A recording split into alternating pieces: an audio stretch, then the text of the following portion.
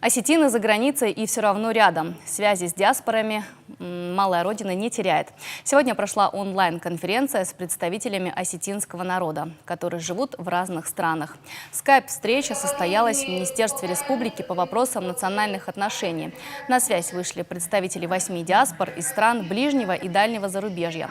Совместно подвели итоги международного проекта «Этнолагерь-2017». Обсудили вопросы сохранения осетинской культуры и языка за пределами Осетии.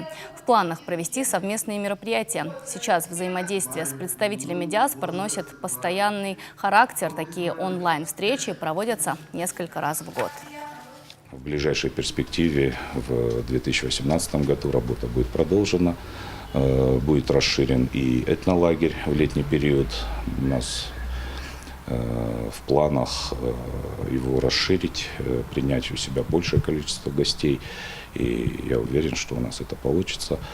Ну и должен сказать, что практика поддержания связи, поддержания контактов с нашими земляками, с нашими соотечественниками по всему миру, она продолжается.